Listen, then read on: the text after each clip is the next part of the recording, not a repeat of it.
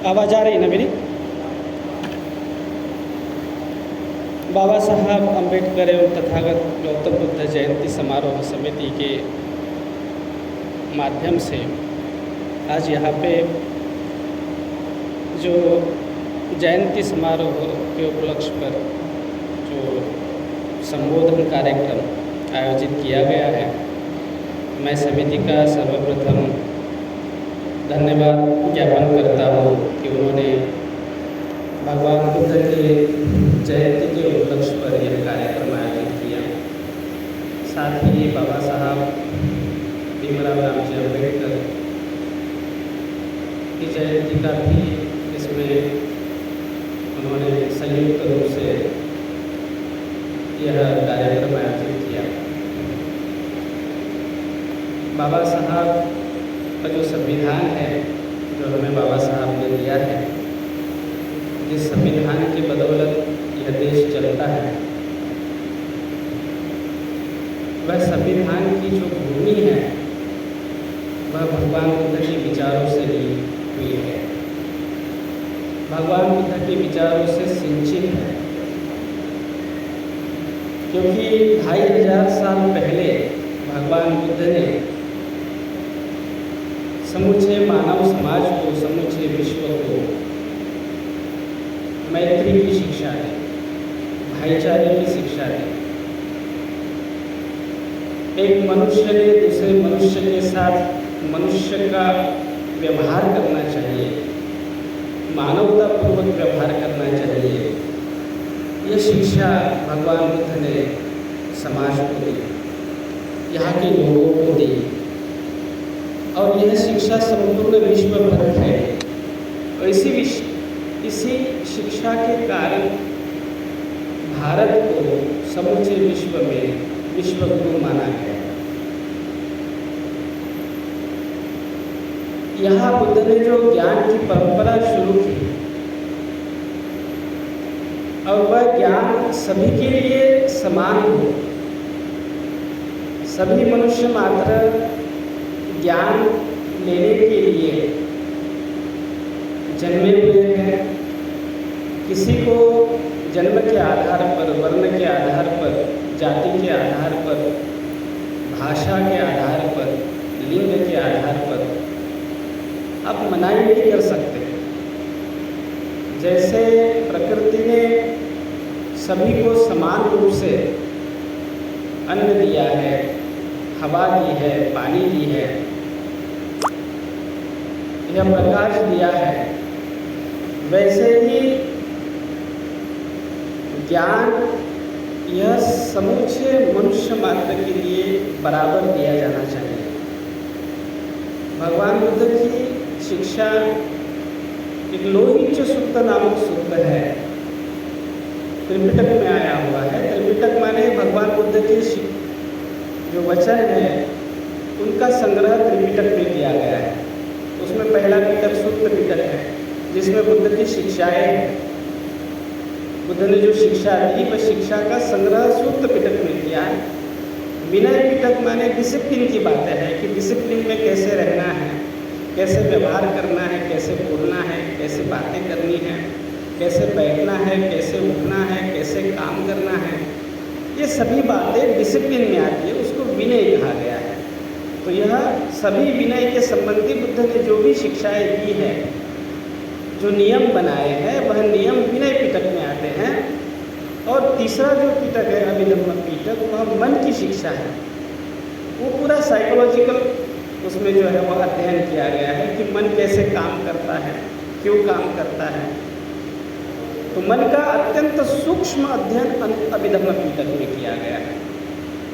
तो सूत्र पिटक में एक लोहित सूत्र है। तो लोहित सूत्र में भगवान गौतम बुद्ध ने बात कही कि तत्कालीन समय में ऐसा था कि किसी वर्ग विशेष को ही शिक्षा दी जाती थी। तो लोहित ने जब बताया कि हमारे जो गुरु है वह किसी वर्ग विशेष को ही शिक्षा देते हैं, तो भगवान गौतम बुद्ध ने कहा कि ठीक है, मैं उनको बताता हूँ। तो फिर उनको जो है वो लोहित को बताते हुए फिर उन्होंने बताया भगवान गौतम बुद्ध ने कि शिक्षा लेना सभी को अनिवार्य कर देना चाहिए।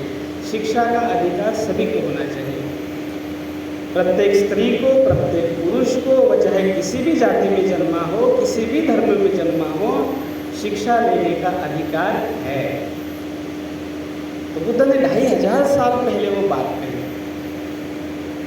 और बुद्ध के मानने वाले, बुद्ध को समझने वाले जितने भी लोग हैं, उन्होंने फिर शिक्षा का दालन खोला। यहाँ पर बड़ी बड़ी यूनिवर्सिटी जो है वो तैयार की है और तत्कालीन समय में विश्व में सबसे ऊंचे स्तर की यूनिवर्सिटी, वैसे तो विश्व में थी ही नहीं, भारत में ही यूनिवर्सिटी ऊंचे स्तर की यूनिवर्सिटी थी, जैसे नालंदा विश्वविद्यापीठ हो गया, तक्षशिला विश्वविद्यापीठ हो गया। तो ये अभी जो जैसे विदेशों में ऑक्सफोर्ड है, हार्वर्ड है, वैसे यूनिवर्सिटी भारत में थी उस समय में और विश्व भर के लोग भारत में पढ़ने के लिए आते थे। तो यहाँ पे कला, वाणिज्य, विज्ञान, सभी विषयों को जो है वो ऊंचे स्तर पर सिखाया जाता था। कहते हैं कि जब आक्रमणकारियों ने नालंदा विश्वविद्यालय को जलाया था तो वहाँ पे जो विद्यापीठ, वहाँ पे जो ग्रंथालय था, वो ग्रंथालय 6 महीने तक जलता रहा। तो आप सोचिए कि कितनी ग्रंथ संपदा वहाँ पे होगी, कितनी बड़ी ग्रंथ संपदा। 9 मंजिला इमारत थी, 9 मंजिला इमारत, और 9 मंजिला इमारत केवल ग्रंथों के लिए थी। ग्रंथालय था, इतना बड़ा ग्रंथालय, और 6 महीने वह ग्रंथालय जलता रहा। तो आप सोचिए कि यहाँ के लोगों ने कितना ज्ञान संग्रह किया होगा, कितने बड़े जो है वो ज्ञान की खोज उन्होंने की होगी और वह ग्रंथों में उन्होंने लिखा होगा। शायद यदि आज वह ग्रंथालय जला नहीं होता तो कितना ज्ञान उन्हें प्राप्त होता उस ग्रंथालय के माध्यम से। कहते हैं कि बाबा साहब जब नालंदा यूनिवर्सिटी गए थे तो वहाँ पे बाबा साहब के आंखों से आंसू छलक गए, रो पड़े थे बाबा साहब कि इतनी बड़ी ज्ञान की संपदा को जला दिए यहाँ के आक्रमणकारी लोगों ने या बाहर के विदेशी आक्रमणकारी लोगों ने। तो ज्ञान को ऐसे जलाना नहीं चाहिए, ज्ञान को ऐसे नष्ट नहीं करना चाहिए, क्योंकि ज्ञान से ही मनुष्य का अस्तित्व पृथक हुआ है अन्य प्राणियों से। मनुष्य अन्य प्राणियों से पृथक क्यों है? क्योंकि उसके पास ज्ञान है, समझ है, बुद्धि है, वह सोच सकता है, समझ सकता है, अपने अनुभवों को लिख सकता है, खोजबीन कर सकता है और अपने आने वाली पीढ़ियों को वो खोजबीन, वह ज्ञान, वह शिक्षा देता है, प्रसारित करता है।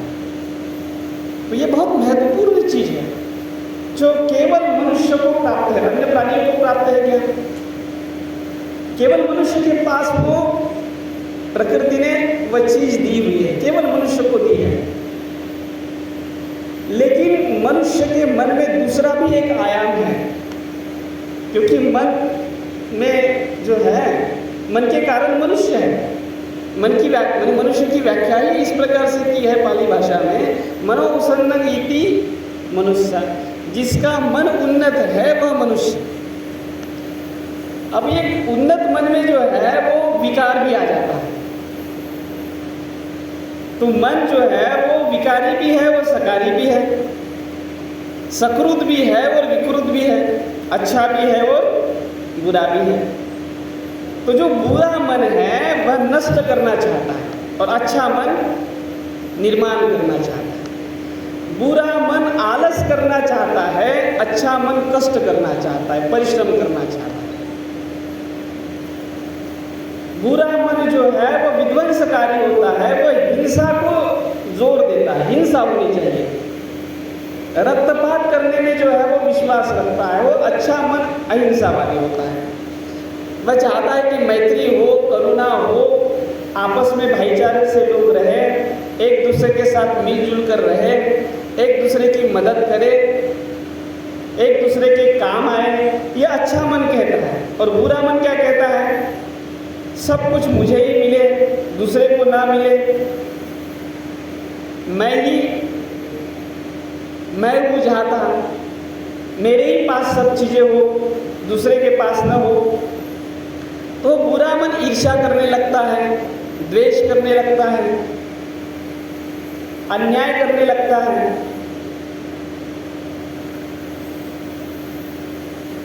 बुराई फैलाने में ये बुरा मन ही काम करता है जहाँ तहाँ। तो जो हिंसाचार है, स्वैराचार है, व्यभिचार है, आतंक है, हिंसा है, जो भी आपको दिखाई देता है ये बुरे मन के कारण है। तो भगवान बुद्ध ने जो है वो अच्छे मन पर जोर दिया, बोले कि अच्छा मन बहुत जरूरी है, अच्छे मन से ही विकास होता है। यहाँ जो भी अब इस कार्यालय में जो भी काम चलता है वो अच्छे मन के कारण काम चलता है। अच्छे मन वाले लोग यहाँ पे रहेंगे ही नहीं तो काम होगा क्या? कष्ट परिश्रम करने वाले लोग रहेंगे ही नहीं तो काम होगा क्या? एक दूसरे को समझने वाले लोग रहेंगे ही नहीं तो काम होगा क्या? एक दूसरे को जो है वो भाई भाई मानने वाले लोग रहेंगे ही नहीं तो काम होगा क्या? तो अच्छा मन है इसलिए वर्धन होता है, अच्छा मन है इसलिए विकास होता है। लेकिन कभी कभी क्या होता है कि बुरा मन हावी हो जाता है और बुरा मन विध्वंस करने लगता है। तो जो अच्छे मन वाले लोगों ने यहाँ पे निर्माण किया, बड़े बड़े विश्वविद्यालय निर्माण किए, बड़े बड़ी ज्ञान की धारा निर्माण किए, उसको जो है विध्वंस करने वाले विध्वंसकारी लोग, बुरे मन वाले लोग जो है उन्होंने विध्वंस करना शुरू कर दिया और समाज में बुराई फैलाना शुरू कर दिए। तो भारत समाज जो एक समय में, भारत देश जो एक समय में विश्व को गौरवान्वित करता था, विश्व गुरु कहलाता था, वह कलंकित हो गया ना, कलंकित। यहाँ पे जो है उस समय में स्त्रियाँ सीखती थी, पढ़ती थी, ज्ञान का संवाद करती थी, उन स्त्रियों को जो है वो घर में बिठा दिए और बोले कि तुम्हारी यही दहलीज है, इसके बाहर जाना नहीं। तो घर तक ही सीमित हो गए ना, चूल्हा और लड़का, बस यही तक उनका विश्व सीमित कर दिए गए। जब उनका पति मरता था तो उनको जो है वो चिता पर जला दिया जाता था। कितना अन्याय होता था। और उसको जो है वह एक अथराइज्ड स्वरूप प्राप्त करने के लिए पूरे मन वाले लोगों ने उसको कानून का आधार दिया, धर्म का आधार दिया, धर्म संहिता बनाई और धर्म संहिता बनाकर, धर्म का आधार देकर, धर्म का स्वरूप देकर उसको मजबूत कर दिए। जैसे कि हमारे अभी पार्लियामेंट में जो है वो कानून बनाकर किसी कानून को अथोराइज किया जाता है ना, कि यह जो है वो सभी लोगों पर लागू होगा। तो वैसे ही जो है वो कुछ बुरे मन वाले लोगों ने क्या कर दिए, समाज में बुराई फैलाने वाले विचार को, नियमों को संहिता प्रदान कर दी, संहिता का स्वरूप प्रदान कर दिया और संहिता का स्वरूप प्रदान करने के बाद उसको समाज पर लागू कर दिया। अब उस समय में जो है वह धर्म, यह चीज़ क्या थी, समाज को रूल करने वाली प्रमुख व्यवस्था धर्म थी, तो उसको धर्म ग्रंथ का नाम दे दिए। समझ रहे कि नहीं समझ रहे? क्योंकि उस समय में तो, अभी तो पार्लियामेंट है, अभी तो संसद है हमारे, तो संसद कानून बनाती है, तो संसद सुप्रीम है। लेकिन उस समय में धर्म सुप्रीम था और उसको धर्म ग्रंथ का यदि स्वरूप दे दिया गया, धर्म ग्रंथ का नाम दे दिया, तो फिर धर्म ग्रंथ के आधार पर, धर्म ग्रंथ का नाम देने के बाद, धर्म ग्रंथ में वो चीज़ें समाविष्ट हो जाने के बाद उस पर कोई सवाल नहीं कर सकता, कोई संदेह नहीं उठा सकता, क्योंकि धर्म ने बताया है, धर्म से वो बात आई है। तो फिर जो है वो लोगों को मानना था, लोगों ने मानना शुरू कर दिए, तो वह प्रथा हो गई, परंपरा हो गई, वही संहिता में आया हुआ विधान कानून बन गया, संस्कृति बन गई। रीति रिवाज बन गए और उसके कारण भारत जो देश था वह कलंकित हो गया। तो उसके ऊपर बाबा साहब ने आवाज़ उठाई। यहाँ के तमाम लोग जो शिक्षित हुए, पढ़े लिखे, उनको वो चीज़ें अच्छी लगी क्या? नहीं अच्छी लगी। तो आगरकर ने आवाज़ उठाए, न्यायमूर्ति रानडे ने आवाज़ उठाए, महात्मा गांधी ने आवाज़ उठाए कि ये जो समाज में चल रही बुरी प्रथाएं हैं वह नष्ट होनी चाहिए। बाबा साहब ने जो है वह आवाज़ उठाई और बाबा साहब ने कहा कि ये चीज़ें जो है वह धर्म में आने के कारण यह ज़्यादा पावरफुल हुई है और लोग यहाँ के धर्म को मानने वाले हैं, धार्मिक विचार के हैं, धर्म को अधिक निष्ठा से, पूरी श्रद्धा से स्वीकारते हैं, ग्रहण करते हैं। इसलिए धर्म ग्रंथों को छोड़ देना बहुत जरूरी है। कौन से धर्म ग्रंथों को? जो बुरे मन को और अधिक प्रेरित करते हैं, चालना देते हैं और व्यक्ति को बुरा बनाते हैं। समझ रहे कि नहीं समझ रहे? तो वो धर्म ग्रंथ जो है वो काम के नहीं है। अब अपने घर में जो है समझ लीजिए कि अपने बच्चा, यदि अपना बच्चा मारपीट कर रहा है, किसी को गाली दे रहा है, गाली गलौज करता है, हिंसक होते हुए आपको दिखाई देता है, तो आप उसको रोकेंगे कि नहीं रोकेंगे? आप उसको बोलेंगे कि नहीं बोलेंगे कि बेटा ऐसा नहीं बोलना चाहिए, आप ऐसा नहीं करना चाहिए, आप बोलेंगे कि नहीं बोलेंगे? तो बाबा साहब ने बोल दिए तो बाबा साहब बुरे हो गए क्या? आगरकर ने बोल दिए तो आगरकर बुरे हो गए क्या? लेकिन वो बुरे मन वाले लोगों के लिए जरूर बुरे हो गए। तो आगरकर की यात्रा निकाली, प्रेत यात्रा निकाली। जीवित रहते समय आगरकर की जो है वो यहाँ के बुरे मन वाले लोगों ने यात्रा निकाली, प्रेत यात्रा। बाबा साहब को जीवन जीते समय कितना बुरा भला कहा, उनको देशद्रोही कहा। बाबा साहब ने हिंदू कोड बिल संसद में रखा तो बाबा साहब को कितना विरोध हुआ। और कुछ बुरे मन वाले लोग जो है वो क्या करते हैं? रॉन्ग प्रोपेगेंडा करते हैं, रॉन्ग नैरेटिव बनाते हैं समाज में। तो जिनके लिए हिंदू कोड बिल था उन्हीं लोगों ने जो है वो क्या कर दिए? उसके खिलाफ आवाज़ उठाना शुरू कर दिए, उसका विरोध किए। जैसे कि अभी अभी ताज़ी बात है फूले पिक्चर की। महात्मा फूले ने जो है कितना बेहतरीन काम किया समाज के लिए कि यहाँ पे भारत समाज में ऐसा एक समय था कि महिलाओं को शिक्षा नहीं दिया जाता था, उसको नहीं पढ़ा लिखा जाता था। तो महात्मा फूले ने अपनी पत्नी के साथ मिलकर कितना समाज का जो है वो रोष सहन किया और ज्ञान देने का कार्य शुरू किया, पढ़ाने लिखाने का कार्य शुरू किया। क्योंकि ज्ञान जरूरी है ना, क्योंकि ज्ञान ही तो मनुष्य की पहचान है, ज्ञान के कारण ही तो वह मनुष्य कहलाता है। और उसको ज्ञान ही नहीं दिया गया तो फिर उसका मनुष्यत्व आप खत्म कर रहे हो ना, उसको प्राणी बना रहे हो आप, उसको हीन बना रहे हो आप, शूद्र बना रहे हो उसको। तो ज्ञान बहुत जरूरी है। तो ये महात्मा फूले को बात पता चली क्योंकि ज्ञान न होने के कारण ही लोग अज्ञानी हैं और अज्ञानता के कारण लोग ऐसा जी रहे हैं, ऐसा सोच रहे हैं, ऐसा व्यवहार कर रहे हैं। एक मनुष्य दूसरे मनुष्य के साथ मानवतापूर्ण व्यवहार नहीं कर रहा है। तो ज्ञान न होने के कारण ही यह चीज़ें हैं। यदि उनको जो है वह ज्ञान दिया जाए, शिक्षा दी जाए, शिक्षित करे तो मनुष्य मनुष्य बन सकता है। वह पशु नहीं बनेगा, वह हिंसा नहीं करेगा, अपितु दान करेगा, मैत्री करेगा, न्याय होगा समाज में, भाईचारा होगा, समता होगी, स्वतंत्रता होगी और भारत फिर से एक विश्व में जो है वो वंदनीय देश कहलाएगा, पूजनीय देश कहलाएगा। तो शिक्षा बहुत ज़रूरी है। तो शिक्षा को लेकर ही महात्मा फूले ने कारवां चलाया। अपनी पत्नी को शिक्षित किए, और इतना शिक्षित किए महात्मा फुले ने अपनी पत्नी को कि वह जो है वो दूसरे को शिक्षित करना उन्होंने शुरू कर दिए।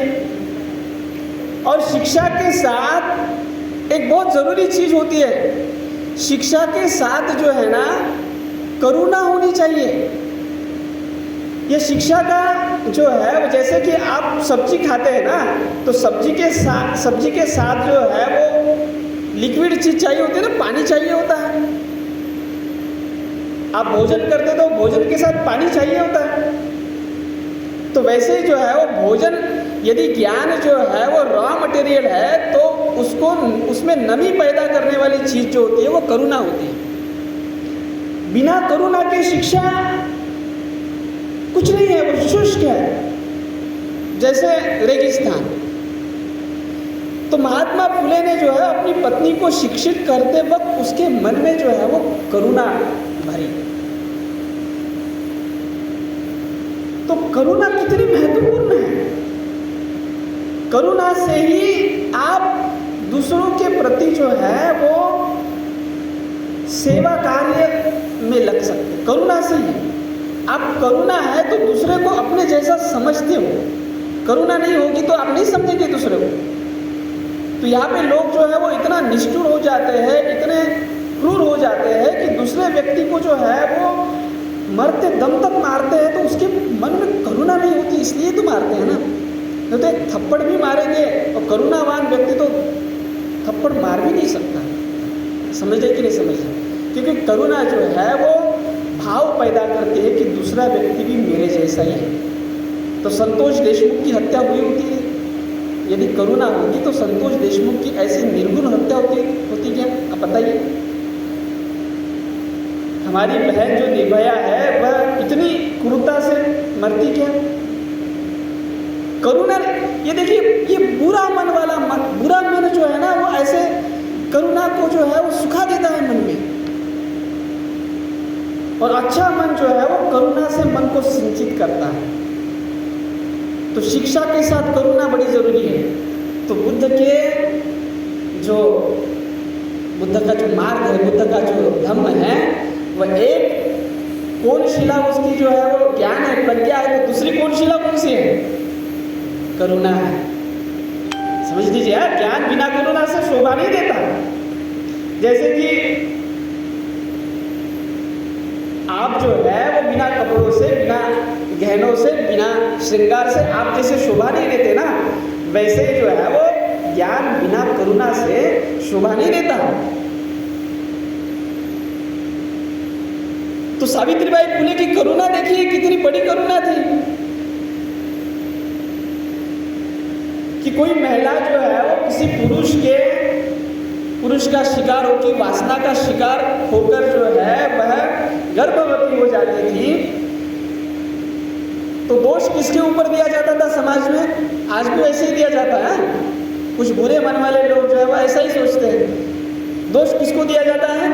महिला को दिया जाता है कि यही कुलीन जो है वो ये होगी, मलिन विचारों की, यही कुंठा होगी, यही बुरी होगी। तो उस समय में भी वैसे ही किया जाता था। तो अब वो नारी, वह महिला जो समाज से निष्कासित की गई है, पहले से ही बहिष्कृत की गई है, पहले से ही उसका जीवन नरक हो गया है, और यहाँ के पुरुषवादी व्यवस्था ने उसका जीवन और नरक बना दिया, तो मरेगी नहीं तो क्या करेगी?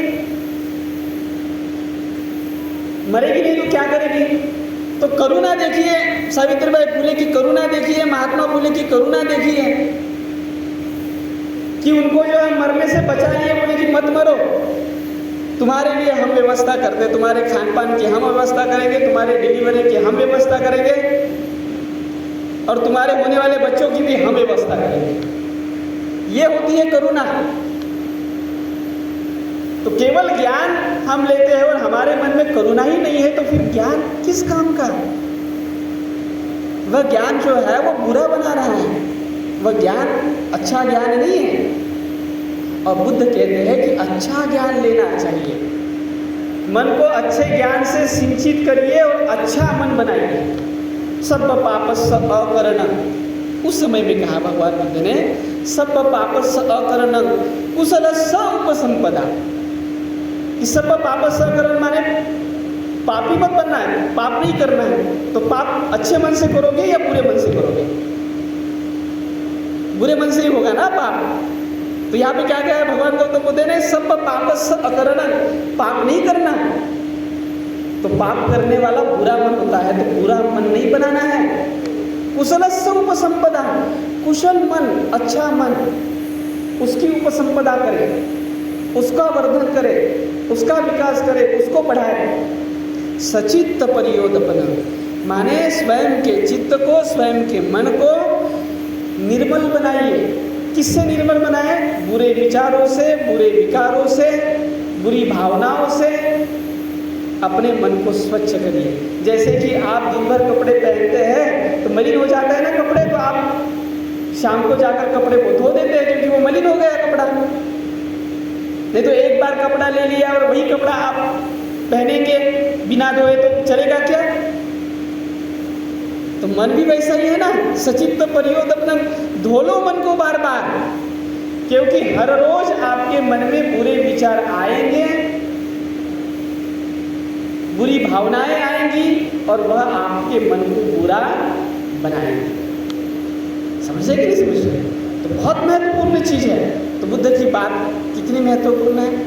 एतत् बुद्धानुशासनम्, यही बुद्ध का शासन है, यही बुद्ध की शिक्षा है। जो बुद्ध जो है वह व्यक्ति को ऐसा बनाता है। तो बुद्ध प्रासंगिक है कि नहीं बताइए? बुद्ध जरूरी है कि नहीं बताइए?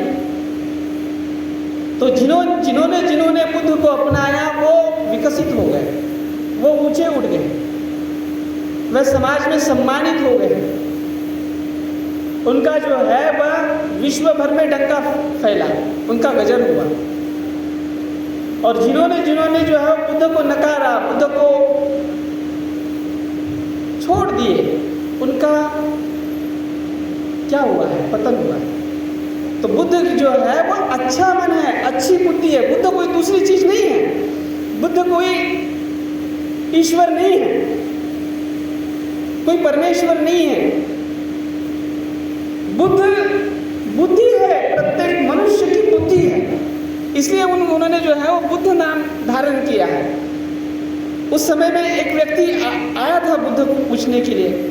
अब ऐसे व्यक्ति को देखकर कोई भी कहेगा जो दान देता है, करुणावान है, शीलवान है, प्रज्ञावान है, जिसके पास आकर कितना भी दुष्ट पुरुष क्यों न हो वह शांत हो जाता है। अंगुलीमाल का उदाहरण लिखिए, 999 हत्या करने के बाद भी जब वो बुद्ध के पास आ गया तो वो शांत हो गया, अच्छा बन गया। तो ऐसा व्यक्ति देखकर कोई भी कहेगा ना कि आप तो भगवान होंगे, ईश्वर होंगे, देव होंगे। तो बुद्ध ने कहा कि मैं ईश्वर नहीं हूँ, देव नहीं हूँ। तो फिर उन्होंने पूछा कि उस समय में जो धारणाएं थी लोगों की मन में कि ऐसे लोग एक तो ईश्वर होते हैं या गंधर्व होते हैं, यक्ष होते हैं। तो उन्होंने ये सवाल पूछे कि क्या आप गंधर्व हो, यक्ष हो? तो बोले नहीं। तो क्या आप मनुष्य हो? तो उन्होंने क्या उत्तर दिया होगा? बोले नहीं। तो ये तो अजब उत्तर हो गया कि बुद्ध मनुष्य नहीं है। तो उन्होंने कहा मनुष्य नहीं, मनुष्य, मुझे मनुष्य भी मत कहो, क्योंकि मनुष्य में दो मन है ना, एक अच्छा है और बुरा है, दो बुद्धि है ना, एक अच्छी है और बुरी है। तो मनुष्य की बुद्धि में विकार है, इसलिए भगवान बुद्ध ने विकार, बुद्धि से विकार निकाल लिया। तो बुद्धि से विकार निकल गया तो बुद्ध हो गए। अब बुद्धि से ये निकाल लोगे तो बुद्ध ही हो जाएंगे ना। सिंपल, एकदम सिंप्लीफाई करके मैं आपको बता रहा हूँ। तो बुद्ध के मन में कोई विकार नहीं है, किसी के प्रति कोई दुर्भावना नहीं है। कोई भी आए, वह किसी भी जाति का हो, किसी भी वर्ण का हो, कोई भी भाषा बोलता हो, स्त्री हो या पुरुष हो, बुद्ध के पास भेदभाव है क्या?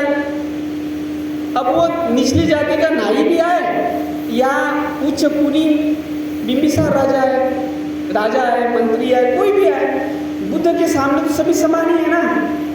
तो देखिए भगवान गौतम बुद्ध की ये समानतावादी जो दृष्टि थी, उनका जो व्यवहार था, उनका जो विनय था, उसी विनय को बाबा साहब ने प्रियम्बल में रखा है। आपने रखा है ना, गेट पर ही आने के बाद जो है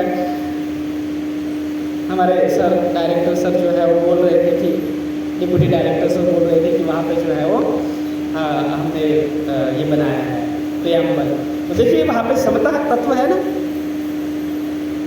तो समता तत्व कहाँ से लिया है? भगवान बुद्ध से लिया है। बाबा साहब ने वो बात बताई भी है कि मैंने भगवान बुद्ध की शिक्षाओं से ये चीज़ें ली हैं।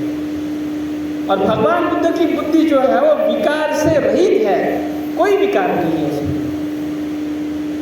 तो बुद्धि से ही बुद्ध होता है व्यक्ति। अब बुद्धि से कोई भी व्यक्ति बुद्ध हो सकता है। फिर बुद्ध ने कोई ऐसा तो कोई ये नहीं कहा कि मैं बुद्ध हो गया हूँ तो आने वाले समय में कोई बुद्ध होगा ही नहीं, ऐसा तो बुद्ध ने कहा ही नहीं। कोई भी व्यक्ति बुद्ध हो सकता है, क्योंकि जिसके बुद्धि से विकार निकल गया वो बुद्ध हो गया, जिसके बुद्धि से बुराई निकल गई वो बुद्ध हो गया। और बुराई निकलना बहुत जरूरी है। तो बुद्ध कोई भी हो सकता है, कोई भी हो सकता है बुद्ध। तो बुद्ध ने दरवाजा खोल दिया। आइए, किसी भी जाति का व्यक्ति, कोई भी वर्ण का व्यक्ति, पुरुष कोई भी स्त्री और कोई भी पुरुष हो सकता है। ऐसा नहीं कि ऐसा भगवान बुद्ध ने स्त्री के बारे में भी कभी ऐसा किया क्या कि तुम स्त्री हो तो तुम जो है वो बुद्ध नहीं बन सकती? तो बुद्ध ने स्त्रियों को भी आने दिया उस समय में। 2500 साल पहले बुद्ध ने संघ में, अपने संघ में स्त्रियों को आने दिया। अब तो बाबा साहब वही शिक्षा बाबा साहब ने भी ली और संविधान में वो प्रावधान कर दिए कि जैसे हर कार्यालय में, हर विभाग में, हर जगह पुरुष काम कर सकता है, वैसे स्त्रियां भी काम कर सकती हैं। क्यों नहीं बन सकती? इस देश का राष्ट्रपति भी जैसे पुरुष बन सकता है वैसे स्त्री बन सकती है। इस देश का प्रधानमंत्री जैसे पुरुष बन सकता है वैसे स्त्री बन सकती है। यहाँ के विभाग में जो है वो डायरेक्टर साहब जैसे पुरुष बन सकते हैं तो वैसे स्त्री भी बन सकती है। तो कहाँ से ली ये शिक्षा? बाबा साहब ने प्रेरणा कहाँ से ली? भगवान बुद्ध से ली। कि भगवान बुद्ध ने कहा कि भाई स्त्री में भी वो शक्ति है। ऐसा नहीं कि स्त्री के रूप में जन्म हुआ है उसका तो वो कमजोर है, अबला है, दुर्बल है। प्रकृति ने उसे भी उन्हीं गुणों से, उन्हीं शक्ति से नवाजा है जिनको पुरुष का नवाजा है। समझ रहे कि नहीं समझ रहे? तो पुरुष और स्त्री बराबर है। भगवान बुद्ध के सामने स्त्री और पुरुष दोनों क्या है? बराबर है। तो अच्छे मन वाले लोगों के सामने स्त्री और पुरुष बराबर ही होती है। लेकिन जिसका मन बुरा है वो भेद करेगा। वो समझ लीजिए पुरुष है तो वो जो है वो पुरुषों को नजदीक करेगा, स्त्रियों का द्वेष करेगा। और जो स्त्री है समझ लीजिए कि बुरे मन वाली है तो वो जो है वो पुरुष का, स्त्रियों को नजदीक करेगी और पुरुषों को जो है वो द्वेष करेगी। तो ये द्वेष की जो विचारधारा है ना, वह बुरी विचारधारा है। तो बुद्ध ने इस बुरी विचारधारा को नष्ट करने के लिए बताया, मार्गदर्शन किया कि यह समाज के हित में नहीं है। तो बुद्ध ने जो है वह संघ बनाया इसके लिए। बुद्ध ने क्या बनाया इसके लिए? संघ बनाया और संघ को कहा कि जाइए समाज में जो है वह अच्छे विचारों का प्रचार प्रसार करिए। क्योंकि अच्छे विचारों का प्रचार प्रसार नहीं हुआ है, इसलिए बुरे विचार वाले लोग हावी हो रहे हैं समाज में। तो तुम बैठो नहीं, एक जगह में बैठना नहीं है तुमने।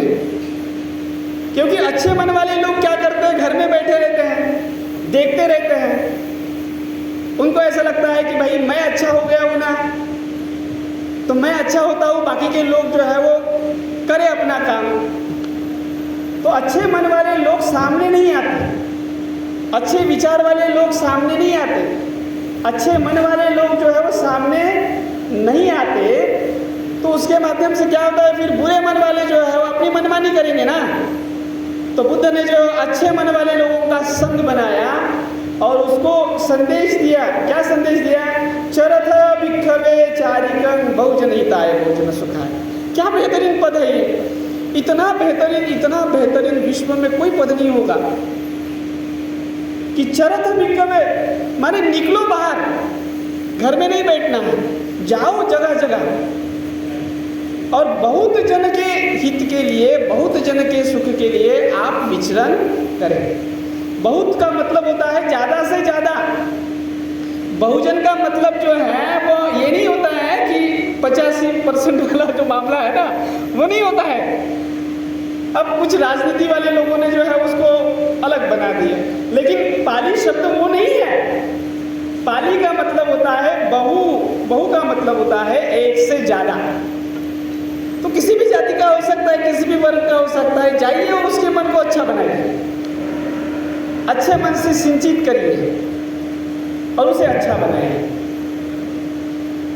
और उसके लिए आजीवन विचरण करते रहिए। तो ये संघ सच्चा संघ है। समझ रहे कि नहीं समझ रहे?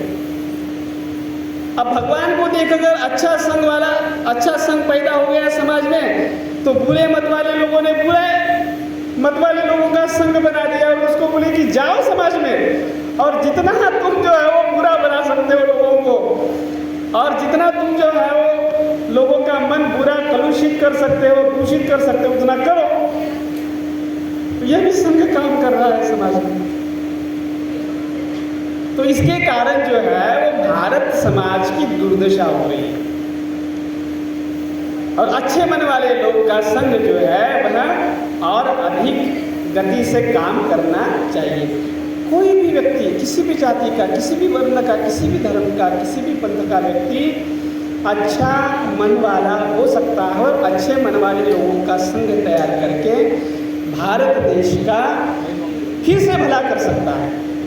तो यह देश के विकास की बात है, कोई साधारण बात नहीं है, क्योंकि देश की प्रतिष्ठा है, भारत देश की प्रतिष्ठा है। आज भी भारत देश को प्रतिष्ठा प्राप्त होती है विश्व भर में बुद्ध के कारण। समझ लीजिए, आज भी होती है। लोग जो है वो बुद्ध को बहुत प्रिय है, प्यार करते हैं लोग। समझ रहे कि नहीं समझ रहे? यहाँ के लोग जब विदेश में जाते हैं ना, तो उनको बोलना पड़ता है कि हम बुद्ध की भूमि से आए हुए हैं। तो बुद्ध अच्छा है ना, और अच्छे लोगों को जो है वो जहाँ तहाँ स्वागत भी होता है अच्छे लोगों का। बुरे लोगों का स्वागत होगा क्या विश्व भर में? अच्छे लोगों का स्वागत होगा ना। तो बुद्ध कोई व्यक्ति नहीं है, व्यक्ति विशेष नहीं है, धर्म विशेष नहीं है। बुद्ध का मतलब होता है अच्छा मन वाला, अच्छे बुद्धि वाला, जो हिताय सुखाय विचरण करता है, समाज के प्रगति के लिए, समाज के हित के लिए, समाज के सुख के लिए काम करता है, उसका नाम बुद्ध है। तो समझ लीजिए, बुद्ध कोई किसी धर्म की जागीर नहीं है, किसी व्यक्ति की जागीर नहीं है। बुद्ध सूरज है। अब सूरज को कोई अपने धर्म में समा सकता है क्या? सूरज तो सूरज प्रकाश देने का काम करता है, वैसे बुद्ध है ज्ञान के प्रकाश देने का काम करता है। आप इसको इस प्रकार से समझें और मेरा जो मंतव्य है वह आप तक गया होगा, ऐसे मैं कामना करता हूँ कि बुद्ध को जो है वो समाज की व्यवस्था, यहाँ की व्यवस्था ने बुद्ध को दूषित भी किया है, बुद्ध को समझने नहीं दिया है लोगों को। ताकि यदि बुद्ध को समझेंगे लोग तो बुद्ध के पास जाएंगे, तो बुरे मन वालों का जो है वो अस्तित्व खतरे में आ जाएगा, उनकी सत्ता खतरे में आ जाएगी। तो ऐसा लगता है, इसलिए बुद्ध के बारे में बहुत अफवाहें भी फैलाई गई हैं। रॉन्ग नैरेटिव जो है वो समाज में प्रसारित किया है। मैं यहाँ पे आने का मेरा यही मंतव्य है कि बुद्ध का जो सही नैरेटिव है वह आपके पास जाए, आपके जो है वो बुद्धि में जाए, आपके मन तक पहुँचे और आप अच्छे मन वाले हो। अच्छे मन से ही भारत देश का विकास हो सकता है, उन्नति हो सकती है, प्रगति हो सकती है और फिर से भारत देश विश्व गुरु के नाम से नवाजा जा सकता है। बहुत बहुत आभार आयोजक ने मुझे यहाँ पे बुलाया और मुझे अपने वचनों को यहाँ पे प्रसारित करने का मौका दिया। मैं आयोजक का और सभी लोगों का धन्यवाद ज्ञापन करता हूँ। धन्यवाद बहुत बहुत आभार। जय हिंद।